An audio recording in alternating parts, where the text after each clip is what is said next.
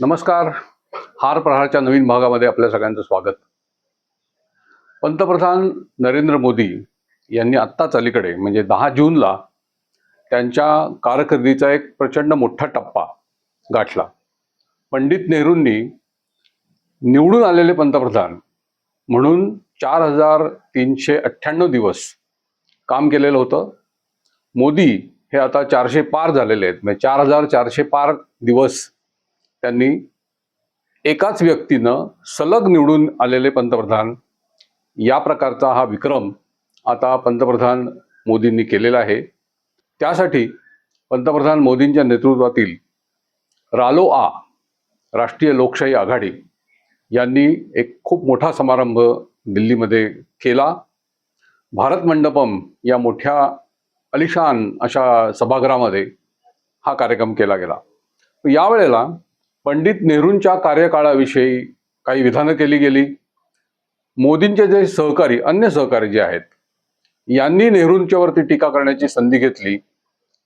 यावेळेला मला असं वाटतं की पंडित नेहरू यांचा कार्यकाळ आणि पंतप्रधान मोदी यांचा आत्ताचा कार्यकाळ याच्यामध्ये प्रचंड मोठं अंतर आहे.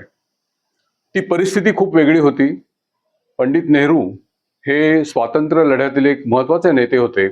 स्वातंत्र्याच्या लढ्याचा इतिहास जर आपण आठवला तर त्याच्यामध्ये महाराष्ट्रातल्या क्रांतिकारकांची एक मोठी भूमिका होती.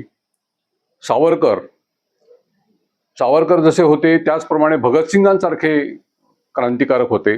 पण हे सगळे क्रांतिकारक जरी स्वातंत्र्यासाठी प्राणपणानं लढत होते, अनेकांना फाशी जावं लागलं. सावरकरांना त्यांच्या आयुष्याचा खूप मोठा काळ हा काळ्या पाण्याच्या शिक्षेत घालवावा लागला. पण हे क्रांतिकारक त्यांचं जे काय काम करत होते ते एकांड्या शिलेदाराचं काम होतं. ते लढत होते पण त्यांच्या मागे जनतेचा जसा मोठा लढा हवा होता तसा नव्हता. लोकमान्य टिळक हे महाराष्ट्राचे एक मोठे नेते, काँग्रेसचे नेते म्हणून त्यांनी त्यांच्या चळवळीमागे सर्वसामान्य जनतेला उभं केलं. तेला तांबोळ्यांचे पुढारी असं त्यांना महाराष्ट्रात म्हटलं जायचं. टिळकांचा हा जो वारसा होता जनतेला घेऊन पुढे जाण्याचा, तो महात्मा गांधींनी ते जेव्हा देशात परतले आणि स्वातंत्र्य चळवळीचं नेतृत्व करू लागले तेव्हा त्यांनी हा मोठ्या प्रमाणात पुढे नेला. आणि महात्मा गांधींच्या मागे देशातील तरुण विचारी करणारा वर्ग हा सगळा मोठ्या प्रमाणात उभा राहिला. लाखो लोक रस्त्यावर आले. महात्मा गांधींचं हे वैशिष्ट्य आहे की त्यांनी जनतेला ह्या लढ्यामध्ये आणून उभं केलं आणि ब्रिटिशांच्या सत्तेला खरा मोठा हादरा त्यामुळे बसला. जंगलचा सत्याग्रह असेल, मिठाचा सत्याग्रह असेल, भारत छोडो चळवळ असेल, चले जाओ चळवळ, या सगळ्यामुळे मोठ्या प्रमाणात लोक रस्त्यावर आले, लाठ्या काठ्या खायला तयार झाले. तरुणांनी शिक्षण सोडलं, शाळा सोडून, कॉलेज सोडून तरुण वर्ग रस्त्यावर आला आणि या सगळ्याचा एक खूप मोठा परिणाम झाला. तुरुंग भरून गेले आणि ब्रिटिशांचं असं लक्षात आलं की आता यापुढं या देशातल्या जनतेला आपण दाबून ठेवू शकत नाही, आपण हा देश ताब्यात ठेवू शकत नाही. मग त्यांनी काय केलं? त्यांचं कटकारस्थान करणारं आणि कुटिल असं राजकारण ब्रिटिशांनी केलंच.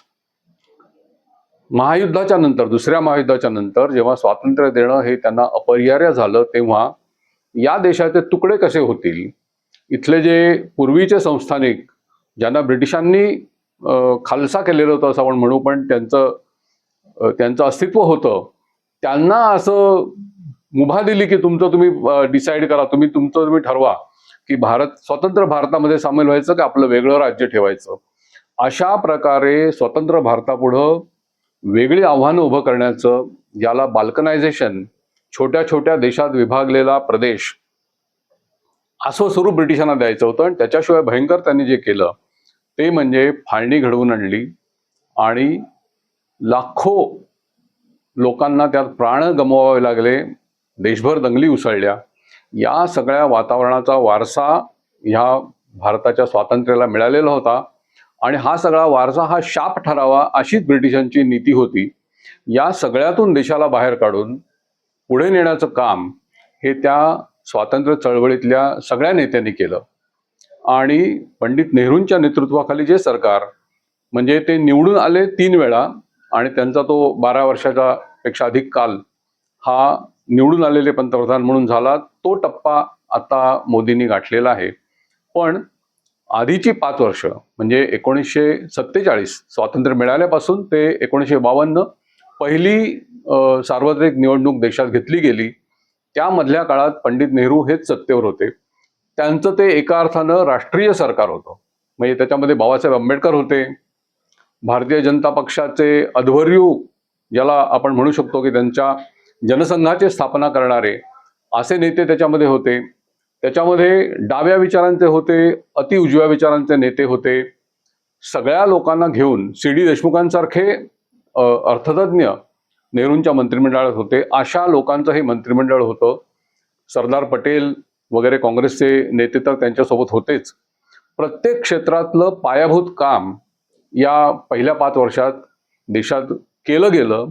म्हणजे आंबेडकरांनी, आपल्याला माहिती आहे की मोठी धरणं उभारण्याची योजना हे आंबेडकरांच्या काळात आखली गेलेली होती. भाकरा नांदगावसारखं धरण असेल किंवा देशाच्या अर्थकारणाला एक गतिमानता देण्याचं काम करणारी एक अर्थनीती ही बाबासाहेब आंबेडकरांनी देशाला दिलेली होती.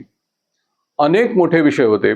सरदार पटेलांनी देश एक अखंड कसा उभा राहील याचं काम केलेलं होतं. सगळी संस्थानं त्यांनी खालसा करून घेतली होती आणि एका देशाचं एक अखंड स्वरूप निर्माण केलं होतं.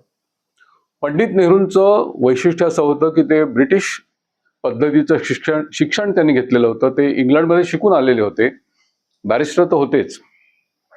त्याच्याशिवाय जगातल्या अनेक देशातल्या स्वातंत्र्य चळवळींशी त्यांचा जवळून संबंध आधीच्या काळात देखील आलेला होता आणि त्यामुळं त्यांना एक जागतिक ओळख होती. या सगळ्याचा फायदा स्वतंत्र भारताला नक्कीच झाला. पंडित नेहरूंच्या काही चुका देखील झाल्याच.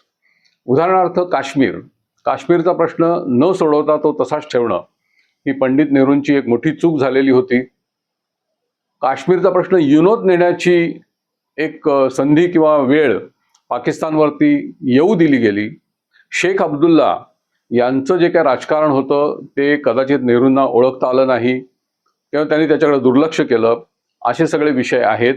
अनेक त्यांची धोरणं चुकलीही असतील, पण नेहरूंचा एक जो वारसा होता तो देशाला नाकारून पुढे जाता येणार नाही. नरेंद्र मोदी यांच्या काळामध्ये आव्हानं वेगळी होती.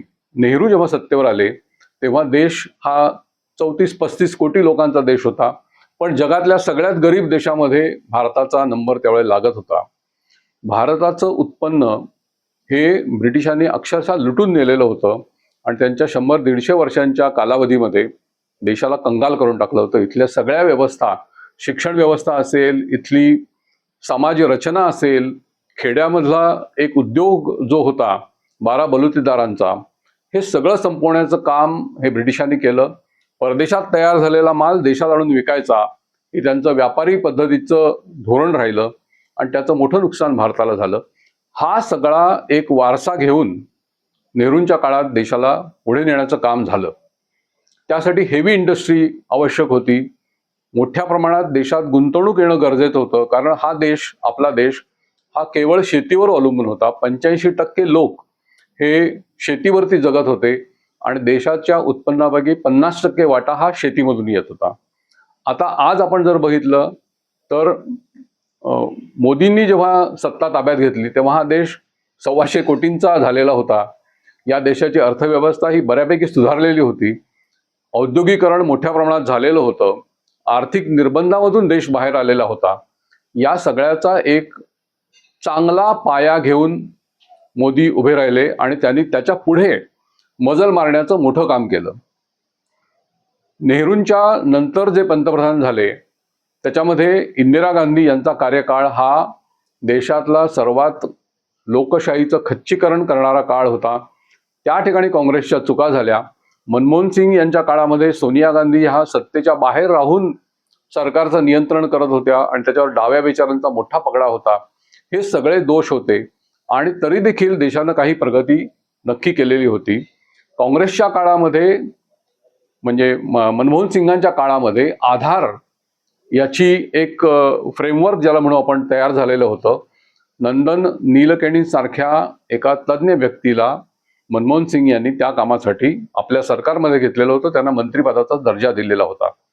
पण ते काम पूर्ण होऊ शकलं नाही. याचं कारण राजकीय इच्छाशक्तीचा अभाव, त्यासाठी असलेली कायद्याची रचना करणं आणि आधार कशा प्रकारे राबवता येईल, कशा प्रकारे पुढे नेऊन देशाच्या प्रगतीत मोठा वाटा त्याचा घेता येईल, हे काँग्रेसच्या सरकारला कळलेलं नव्हतं. ते मोदींनी केलं. हे त्यांचं एक सगळ्यात मोठं यश आहे. त्यांनी देशाला एक ज्याला डिजिटल क्रांतीकडे नेलं. आधारची जोड ही बँक खात्याला करणं, जनधन या बँक खात्यांचा एक प्रचंड प्रमाणात खाती निर्माण करून सर्वसामान्य माणसाला बँकिंग व्यवस्थेमध्ये आणणं, हे काम मोदींनी केलं. आधार आणि बँक कार्ड यांची जशी लिंक त्यांनी केली, त्याचप्रमाणे आयकर खात्यानं दिलेलं जे पॅन कार्ड असतं त्याची जोडणी ही बँक खात्याला करणं, सर्व प्रकारच्या आर्थिक व्यवहारामध्ये पॅन आणि आधारचा एक त्याच्यामध्ये त्यांचा वचक ठेवणं, एक आधारशी जोडणी आणि पॅन कार्डची जोडणी असल्याशिवाय कुठलाही आर्थिक व्यवहार आता आपल्याला करता येत नाही. त्यामुळे सरकारचा कर कुठल्याही प्रकारे बुडू शकत नाही. ही सगळी व्यवस्था उभी करणं, सरकारी योजनांचा लाभ जनतेला देताना त्यांच्या थेट बँक खात्यामध्ये तो लाभ गेला पाहिजे, ही व्यवस्था तयार करणं, देशातल्या करोडो लोकांना धान्य पुरवणं. म्हणजे कोरोनाच्या काळामध्ये मोदी सरकारनं जी धान्य पुरवण्याची योजना आणली, त्यामुळे हा देश मोठ्या प्रमाणात तरला, लोक वाचले. आताही त्या योजना सगळ्या सुरू आहेत. या सगळ्या योजना करत असताना स्किल इंडिया, शिक्षण यावर सगळ्यांनी त्यांनी भर दिलेला आहे. त्याचबरोबर स्वच्छतेकडे मोदींनी या देशाला नेलं. त्याच्यामुळे देशाची परदेशातली प्रतिमा सुधारण्यास खूप मोठी मदत झाली. आता बघा, मोदींच्या अनेक योजनांमध्ये महात्मा गांधींचा एक ठसा दिसतो. महात्मा गांधींनी स्वच्छतेवर भर दिला होता, ग्रामस्वराज्यावर त्यांचा भर होता, खेड्याकडे चला हा महात्मा गांधींचा संदेश होता. हे सगळं मोदी आता करतायत. खेडी देखील त्याप्रमाणे वाढली पाहिजेत. आपल्याला आठवत असेल तर स्वच्छतेच्या त्यांच्या ज्या काही योजना आहेत त्याच्यामध्ये महात्मा गांधींचा जो प्रख्यात गोल चष्मा जो आहे त्याचा प्रतिकात्मक वापर हा केलेला आहे. तो वारसा ते पुढे नेत असताना त्यांनी नेहरू आणि त्यांचा वारसा हा काही प्रमाणात नाकारलेला आहे. विशेषतः इंदिरा गांधींच्या काळातील काँग्रेसचा वारसा ते नाकारतायत, त्याच्यावर टीका करतायत. हे सगळं होत असताना आपल्याला ही गोष्ट लक्षात ठेवली पाहिजे की पंडित नेहरू यांचं मोठेपण, त्यांचं कर्तृत्व हे एका बाजूला आहे. त्यांच्या काळासाठी ते योग्य पद्धतीनं वागत होते. आणि आता मोदींचा कार्यकाळ, मोदींच्या पुढे असलेली आव्हानं, आता असलेला देशाचा लोकसंख्येचा आकार आणि त्याचबरोबर देशाचा आर्थिक आकार, हे दोन्ही वाढलेलं असताना असणारी आव्हानं, मोदी सरकारच्या पुढे आता हे काय त्यांचं विक्रम झाला म्हणजे त्यांचा कार्यकाळ संपलेला नाहीये. यापुढे देखील मोदींच्या पुढे मोठा एक राजकीय पट आहे. पुढची जी निवडणूक आहे 2029 साली होईल, ती निवडणूक ही जिंकण्यासाठी मोदींना आत्ता काँग्रेसचं म्हणा किंवा अन्य कुठल्याही पक्षाचं आव्हान दिसत नाहीये. ही निवडणूक ते सहज जिंकू शकतील. त्यामुळे त्यांच्या पुढे सलग चौथ्यांदा निवडून आलेले पंतप्रधान असं देखील एक बिरुद पुढच्या काळात लागणार आहे. त्यांच्या पुढची आव्हानं जी आहेत त्याच्यामध्ये आता सगळ्यात मोठं आव्हान जे दिसतंय ते डिलिमिटेशन, ते कशा प्रकारे हाताळतात हे एक मोठं आव्हान आहे. देशाला मोठ्या प्रमाणात तरुणांच्या नोकऱ्या आणि तरुणांच्या शिक्षणातल्या अडचणी, हे प्रश्न आहेत. हे केंद्र सरकार कशा प्रकारे सोडवतंय, कशा प्रकारे लोकांना दिलासा देतंय, या गोष्टी महत्त्वाच्या आहेत. पुढचा काळ हा आपल्याला मोदींच्या आणखीन बहरलेल्या कर्तृत्वाचा दिसणार आहे. पण त्याच वेळेला भारतानं नेहरूंचा, महात्मा गांधींचा वारसा विसरून देखील चालणार नाही. ही गोष्ट देखील आपल्याला लक्षात ठेवावी लागेल. या सगळ्या माहितीविषयी, या निवेदनाविषयी, विवेचनाविषयी आपल्याला काय वाटतं हे आम्हाला अवश्य कळवा. आमचं नवराष्ट्र चॅनल हे आपण जरूर सबस्क्राईब करा आणि आपल्याला हा व्हिडिओ आवडला तर अवश्य मित्रांना पाठवा. धन्यवाद.